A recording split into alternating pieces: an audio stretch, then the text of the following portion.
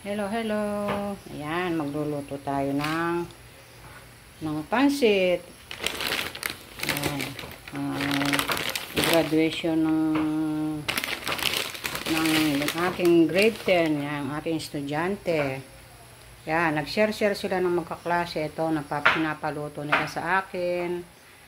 Ayan, namalengke kami ni Diyos, yung aking grade 10. Ayan. Para dalhin niya mamaya dun sa school. Yan. Good morning sa inyo. So, ang dami namin mga pangsahog. Ayan.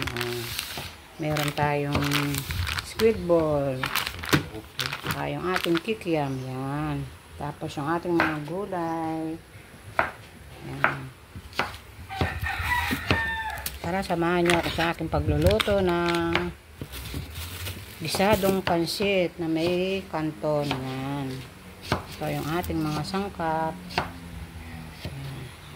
Tara. Hello, hello. Ito na yung ating finished product. Yan. Yung ating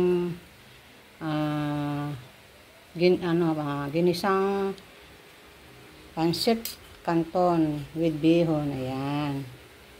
Gisadong pansit. Ayan, ang dami na. Oh. Dadalhin sa school ng aking grade 10. Ayan, dahil sa supporting graduation nila. Ngayon na lang nila gaganapin ang kanilang kainan. Yan. Kaya nagpaluto siya. Ayan yung mga tinapay nila. Yan. Ayan. Tapos nandito yung kanilang mga paper plate. Yan. Gas, dadali mo ba tong kape? Ba't may kape dito? Ba't may kape dito? Dadalhin mo, ha?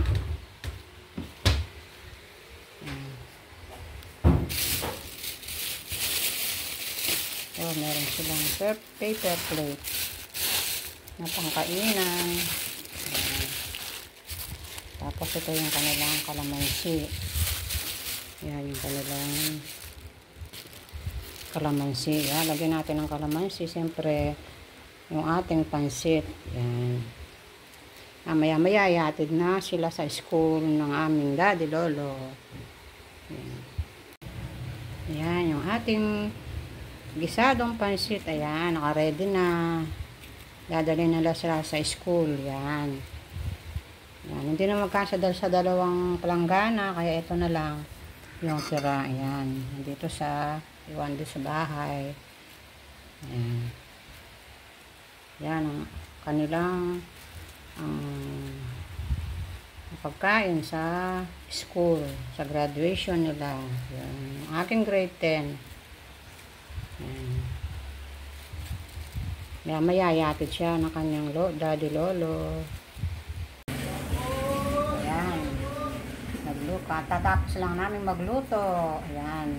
Maya-maya dadalhin na natin sa kanilang school ang kanilang pagkain. Ayan.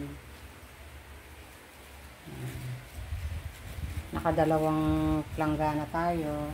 Meron pang natira, kaya lang wala nang pangsahog. Nilagay ko lahat dito sa dalawang planggana. Ayan.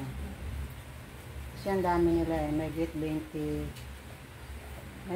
ang estudyante nila plus yung kanilang teacher. Ayan. Yung ating for today's vlog mga friend. Ayan.